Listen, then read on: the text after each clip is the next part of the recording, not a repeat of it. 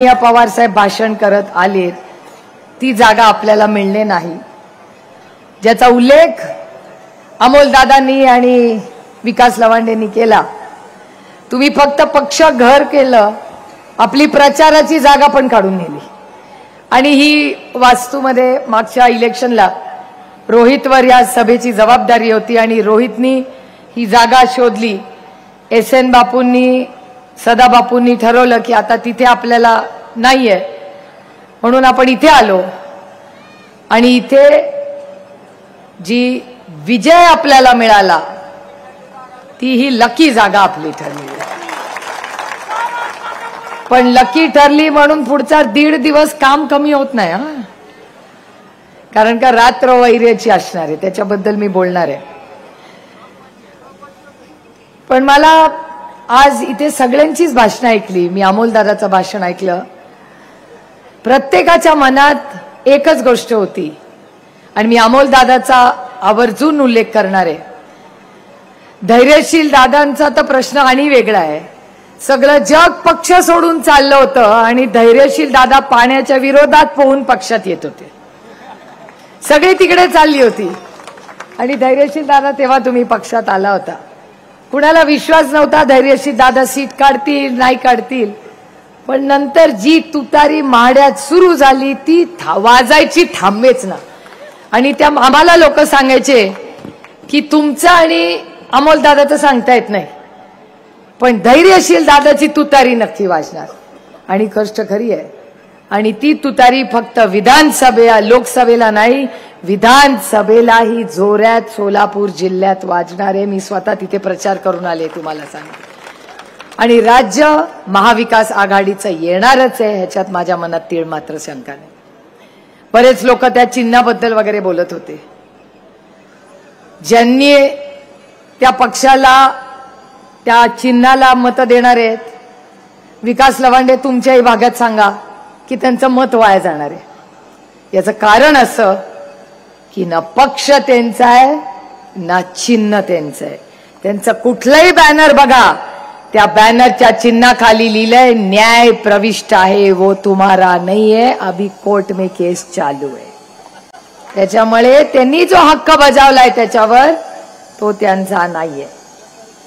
उद्याच तारीख आहे, पण ठीक आहे, आता आपल्याला काय, आता आपल्या पांडुरंगाने आपल्याला तुतारी दिली आहे, आता त्या चिन्हाचं काय करायचं ते लोक बघून घेतील।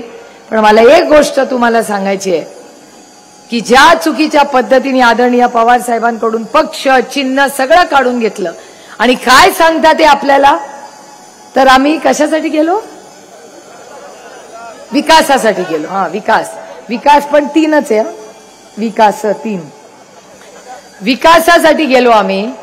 कदाचित त्यांनी भुजबळ साहेबांचं पुस्तक वाचलं नसेल, ते बाकी काही असू दे, आमचे भुजबळ साहेब आमच्यापासून आता जरा वेगळ्या विचारात गेलेत, पण भुजबळ साहेब खरं बोलतात, ते खरं बोलतात आणि शब्दाला पक्के आहेत। त्यांनी एक इंटरव्ह्यू दिला आणि त्यांनी खरं सांगितलं की ते पक्ष सोडून का गेले। आणि या उभ्या महाराष्ट्राला माहितीये की सगळे कुणाच्या विकासासाठी गेले। आमच्या रोहितनी तो शब्द सुरू केलाय, मलिदा गँग। मला त्या मलिदा गँगला 3-4 प्रश्न विचारायचे, कारण का मलाच आज एक पत्र आले, तुमच्यापर्यंत पोहोचलं का नाही मला माहिती नाही। मला एक प्रिय ताई म्हणून एक पत्र आलंय। अरे भाऊ, हिम्मत असेल बहिणीला पत्र लिहायची प्रेमाने तर स्वतःचं नाव तरी लिहायचं। मला पवार साहेबांनी एक गोष्ट शिकवली आहे, निनावी पत्र आलं तर ते कचऱ्याच्या डब्यात टाकायचं, कारण का निनावी पत्र लिहिणाऱ्याच्या मध्ये हिम्मतच नाहीये। हिम्मत असती तर स्वतःचं नाव लिहून त्यांनी पत्र केलं। आणि काय लिहिलंय पत्रामध्ये की विकास कसा होणार, नवीन चेहरा दिलाय तो कसा विकास करणार। अहो 2009 मध्ये ह्याच बारामतीनी मला दिला होता ना, 1990 साली 1990 मध्ये त्यांना पण मतं दिली होती का नाही। मग 30 वर्षापूर्वी कुणाकडे बघून मला आणि त्यांना पत दिली होती, आदरणीय पवार साहेबांकडे बघून आम्हाला पत दिली होती। मी नेहमी सगळ्या पत्रकारांना सांगते की ओरिजिनल हा मतदारसंघ हा एकाच माणसाला कळतो, त्या माणसाचं नाव शरद पवार. अजित पवार आणि मी दोघही परिवारवाद आहोत. बरोबर आहे की नाही? मी तर परिवारवाद आहेच, पण अजित पवार पण परिवारवादच आहे. त्यांचे काका माझे वडील, त्यांच्यामुळे तर आम्ही आलो, नाही तर आम्ही दोघं बसलो असतो. तो काट्याचे वडील आणि मी लग्न होऊन जिथे गेले असते तिथे. पवार साहेबांनी आम्हाला संधी दिली आणि त्याच्यापेक्षा जास्त तो पवार साहेबांचा निर्णय तुम्ही मान्य केला, म्हणून मी आज तुमच्या समोर उभी आहे. त्याच्यामुळे सगळ्यात श्रेय अजित पवार निवडून आले, मी निवडून आले, ह्याचं सगळं श्रेय तुम्हाला जातं, आम्हाला नाही जात. त्याच्या मागे तुमचं मोठं योगदान आहे. आणि काय म्हणतात तुम्ही काय केलं? अहो वाचू का पाडा? वाचून तर दाखवते पाडा यांचं. बाकी आम्ही काही केलं असेल, पण एक तुम्हाला सांगते, बारामतीत ईडी नाही आम्ही आणली. आणि मला प्रश्न विचारायचा आहे त्यांना की ही तुमची मलिदा गँग, या मलिदा गँगला मला प्रश्न विचारायचा आहे. काल टेक्सटाईल पार्क मध्ये घटना झाली, मी नाही काढणार त्याचं काय, माझ्यावरचे संस्कारच नाही. ठीक आहे, झालं, अर्धा तास थांबले, काय त्यांना नाही अडवलं, काय फरक पडत नाही.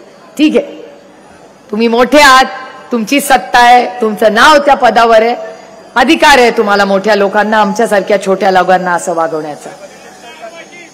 साहेबांनी काढलं, पण ते साहेबांनी केलेलं सगळंच विसरले. सगळं त्यांनीच केलं असं ते भाषण करतात ना. म्हणजे MIDC त्यांनीच काढली, विद्या प्रतिष्ठान त्यांनीच काढलं, साहेबांनी तर काहीच केलं नाही ना. विद्या प्रतिष्ठान कोणी काढलं? MIDC कोणी काढली? आता ते मी काय बोलत नाही, मी माझा मतदान करणार आहे, त्याच्यात मी ठरवलंय कुणाला करायचं. कृषी विज्ञान केंद्र ह्या देशामधलं जे माझे बंधू आज राजेंद्र पवार यशस्वीपणे बघतात, ते कोणी काढलं? म्हणजे MIDC पवार साहेबांनी काढली, शेतीला हमी भाव साहेबांनी दिला, कृषी विज्ञान केंद्र साहेबांनी केलं, आणि या देशातली सगळ्यात मोठी सरसकट 70,000 कोटी रुपयाची कर्जमाफी कोणी केली? तर ते सगळं विसरले, आता जाऊ दे. कारण का त्या मलिदा गँगनी इतकं गुरफटलाय ना त्यांना. तो चष्मा जो अमोल दादाला बदलायला सांगितला, तो ह्यांनी बदलला असता तर हा दिवसच आला नसता. आणि त्या ज्या टेक्सटाईल पार्क मध्ये मला प्रश्न विचारायचा आहे, ते टेक्सटाईल पार्क आदरणीय पवार साहेबांनी मंत्री असताना इथे बारामतीत आणलं. 6,000 लोक तिथे कामाला असायची. आज किती लोक आहेत कोणीतरी हिशोब करा. 50% तिथल्या फॅक्टरीज आज बंद आहेत. मी पार्लमेंटमध्ये विचारणार आहे, कारण का तो पार्लमेंटचा विषय आहे, की पार्लमेंटमध्ये केंद्र सरकारने टेक्सटाईल पार्क इथे काढलं, पैसे दिले, किसी को तो जवाब देना पडेगा की केंद्र सरकारच्या पार्लमेंटच्या सगळा जो निधी तिथे टेक्सटाईल पार्क मध्ये आलाय, तिथे 2,000 पण महिला काम करत नाही, तिथे 6,000 महिला काम करायला हव्या होत्या. तिथले 50% युनिट बंद आहेत आज. मी शब्द या भागाची लोकप्रतिनिधी म्हणून देते, मी स्वतः त्या टेक्सटाईल पार्क मध्ये लक्ष घालीन आणि 100% कपॅसिटीने ते टेक्सटाईल पार्क तुम्हाला चालू करून देऊ. याच्यासाठीच तर आम्ही निवडून गेलो केंद्रात, नाही तर कशासाठी गेलो. पण त्या टेक्सटाईल पार्क मध्ये अजून काय, अजून एक गोष्ट सांगते माझ्या कानावर आलेली. आता हे तुम्हाला मला सांगायला लागेल. माझ्यावर त्या पत्रात टीका झाली आणि की सोन्याचा चमचा घेऊन जन्माला आलेल्यांना 1,500 रुपयाची काय किंमत. अरे हो, सोन्याचा चमचा घेऊन आले जन्माला मी. 1,500 रुपये हिला काय कळणार.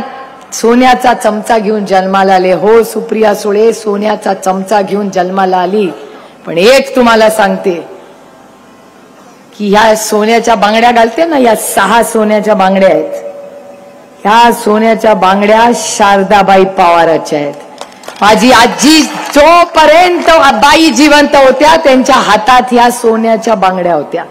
त्या गेल्यानंतर 6 ह्या बांगड्या माझ्या आईला दिल्या.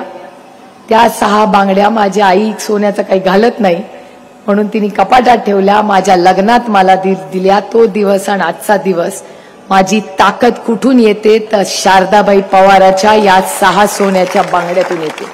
आणि ह्या सोन्याच्या बांगड्या आणि माझ्या तोंडातला सोन्याचा चमचा हा कुठल्या इन्कम टॅक्स, CBI आणि EDचा नाही. तो गोविंदराव पवार आणि शारदाबाई पवारांच्या कष्टाच्या रक्ताच्या पैशातून घातलेल्या या 6 सोन्याच्या बांगड्या आहेत. आणि ज्या माळाच्या देवीवर माझी आजी नेहमी जायची तो दिवस आणि ती कथा माझी आई आणि माझ्या काकी, माझ्या मोठ्या काकी सगळ्यात, त्या नेहमी मला ती कथा सांगायच्या. रजनी इंदुलकर तुम्हाला माहिती असतील ऐकून, ज्यांच्यावर मध्ये रेड झाली होती, त्या रजनी इंदुलकर त्यांची आई, ज्यांना मी मोठी आई म्हणायची, मोठ्या काकींनी मला एक गोष्ट सांगितली होती. त्या मोठ्या काकींनी मला असं सांगितलं होतं की आदरणीय पवार साहेब एकदा मुंबईला गेले होते, तेव्हा काही तिथे दंगल झाली, दगडफेक झाली आणि त्या दगडफेकीमध्ये साहेबांच्या गाडीला काहीतरी दगड लागला. मला वाटतं बापू तुम्हाला ती गोष्ट माहिती असेल. कुठे गेले बापू?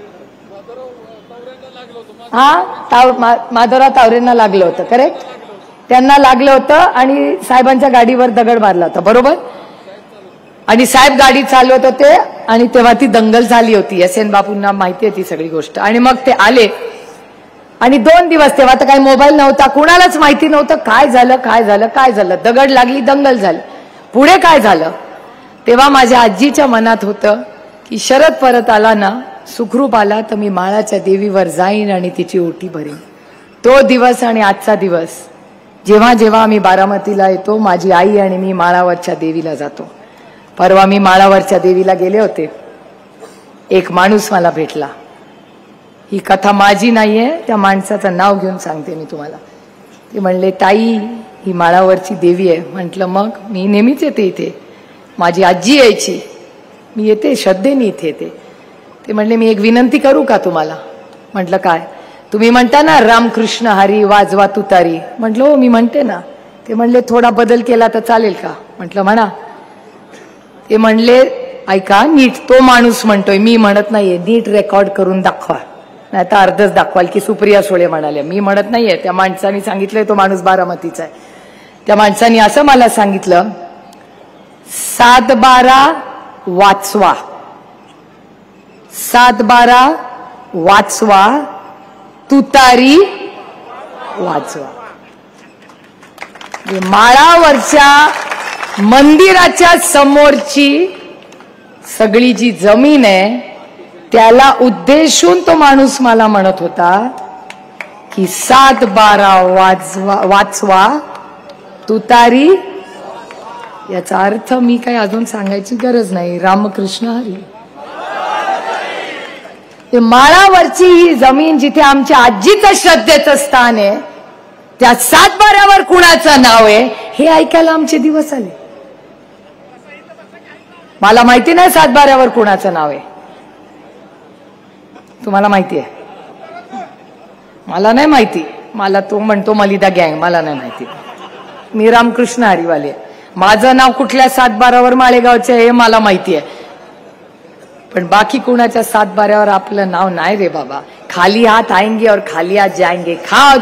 कशाला लागतंय एवढं काय मला सांग. त्याच्यामुळे हे माळावरच्या देवीचं हे वेदना आणि अस्वस्थ देणारं पक्ष आहे. कारण माळावरच्या देवीवर माझ्या आजीचं श्रद्धेच्या, हो आमची शारदाबाई पवार ज्यांच्या मळे आज आम्ही इथे आहोत, त्या श्रद्धेच्या जागेवर आज जर 7-12चा टोमणा मला बसत असेल तर किती अस्वस्थ करणारी ती परिस्थिती आहे मला सांगा. राहिला एक महत्वाचा आणि एक श्रद्धेचा माझा मुद्दा. मला अजूनही ती गोष्ट आठवते. आपला भिगवण चौक आहे ना आपला, त्या भिगवण चौकामध्ये मी तर घाबरत जाते. मी खूप वेळा पटकन मोटरसायकलवर बसते, पण भिगवण चौकात गेलं की कळतच नाही इथे जायचं का इथे जायचं का इथे जायचं. तिन्ही बाजू भूलभुलैया चौक, सगळी तिथे अंगावर येतात, काय कळतच नाही. मग शेवटी मी गडकरी साहेबांना गाठलं आणि म्हणलं, गडकरी साहेब मार्ग काढाव, कारण चौकाचं काय करायचं, भूलभुलैया चौक, बरोबर. तर त्या चौकामध्ये फार ऍक्सिडेंट्स व्हायला लागले आणि मी गडकरी साहेबांना विनंती केली की वारजे जो आपल्याच मतदारसंघ आहे त्या भागामध्ये आपण सगळ्यांनी मिळून, तिकडे गडकरी साहेबांचा एक NGO आहे त्यांच्या डिपार्टमेंटचा, त्याची मदत मी घेतली आणि वारज्याला जिथे नवले ब्रिजला रोज ऍक्सिडेंट्स व्हायचे तिथे 0 ऍक्सिडेंट्स करण्यासाठी आम्ही केंद्र सरकारची आणि आम्ही सगळ्यांनी मिळून तिथे काम केलं आणि आज तिथे एकही ऍक्सिडेंट होत नाही. त्या लोकांना मी बोलवलं. भिगवण चौकाचं डिझाईन ते घेत आहेत, मी तुम्हाला शब्द देते पुढच्या 3-4 महिन्यामध्ये तो भूलभुलैया चौक आपण नीट करूया आणि तिथे ऍक्सिडेंट होणार नाही याची जबाबदारी मी घेईन. पण मग असं कसं तिथे बांधलं गेलं? मग त्या दिवशी मी गाडीतून चालले होते, एक बाईनी मला सांगितलं, तुम्हाला माझी श्रद्धा आहे, माझी अंधश्रद्धा नाही, पण त्या महिलेनी मला जे सांगितलं ते मी तुम्हाला सांगते. त्या महिलेनी मला बोलवलं आणि सांगितलं, इकडे या जरा. म्हटलं काय झालं? म्हटलं तुम्हाला माहिती आहे इथे ऍक्सिडेंट का होतात? म्हटलं अहो डिझाईनचा फॉल्ट आहे. म्हणले आणखीन एक गोष्ट आहे, डिझाईन तर चुकलंच आहे, पण आणखीन एक गोष्ट झाली आहे. तिथे कोपऱ्यावर मला आठवते आमचं आमराईचं घर आहे, माझे बंधू रणजित पवार आणि शुभांगी वहिनी तिथे राहतात आमच्या आमराईच्या घरात, जिथे माझा खूप वर्ष माझे आई वडील मी बाई आबा राहिलो. त्या आमराईमध्ये तिथे कोपऱ्यावरच एक शंकराचं मंदिर होतं, आठवतं का तुम्हाला? आणि दत्ताचं पण मंदिर होतं. आदल्या दिवशी संध्याकाळी गेलो, पूजा केली. दुसऱ्या दिवशी सकाळी पूजेला गेले,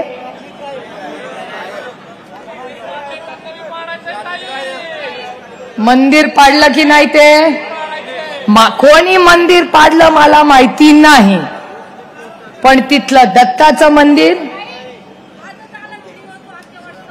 कसला आजच आला काय म्हणून मंदिर पाडलं तिथलं म्हणून. शंकराचं मंदिर, दत्त मंदिर आणि नवग्रहाचं मंदिर बरोबर होतं. आज आला ना व्हिडिओ, आधी होतं आणि पाडलं की नाही? आजच आलाय तुम्हाला.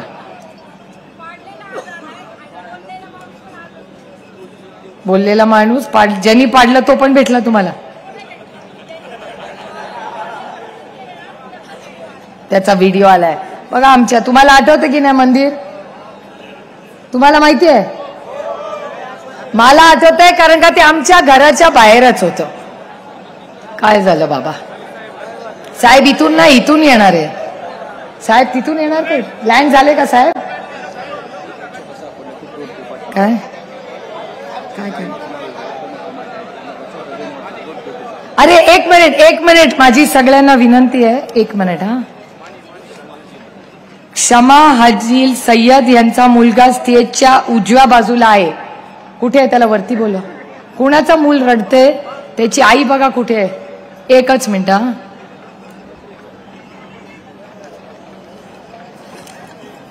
कुणाचं मूल आहे? थांबा 1 मिनिट. क्षमा हाजील सय्यद यांचा मुलगा स्टेजच्या उजव्या बाजूला सापडली आई. चला रामकृष्ण हरी. बरं झालं बाई, चला बरं झालं, मुलगा झाला. आणि त्याच्यामुळे या सगळ्या लोकांना मला एक प्रश्न विचारायचा आहे की तुम्ही म्हणताय मुलगा आईला सापडला,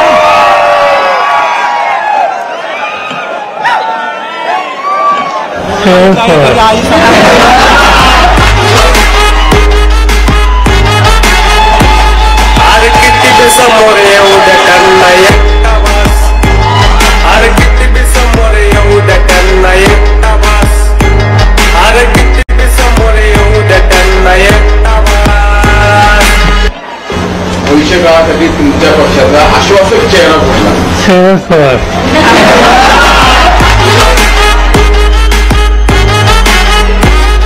अरे किती बी समोर येऊ द्या त्यांना एकटा वास. अरे किती बी समोर येऊ द्या त्यांना एकटा वास. अरे किती बी समोर येऊ द्या त्यांना एकटा वास. सर्वांच्या दैवात मान्य पवार साहेब यांचं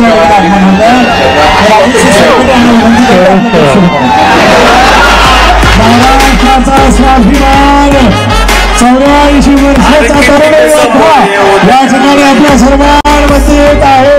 एकदा सर्वांनी जोरदार घोषणा देत रामकृष्ण हरी, रामकृष्ण हरी. जल्लोष करूया, आपल्या पांडुरंगाचं आगमन होतंय.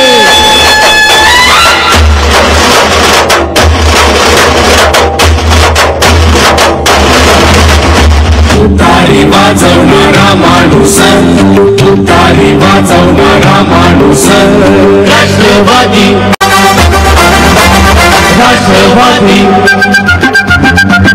तुतारी वाजवणारा माणूस तुतारी वाजव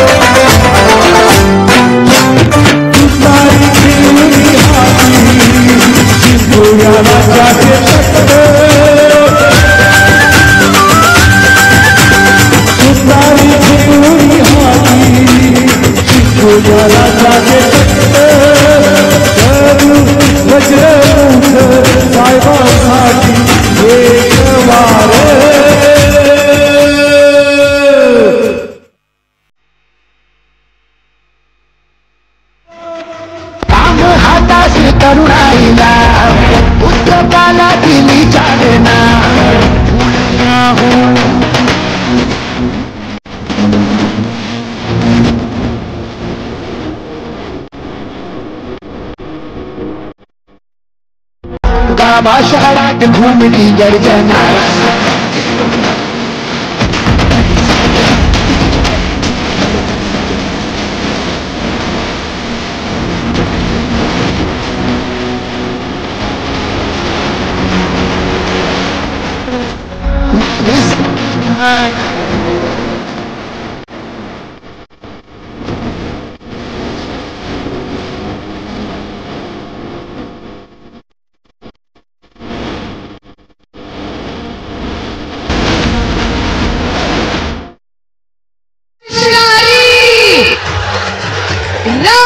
कृष्णारी आता योगायोग आपला बटन आहे 3 शरद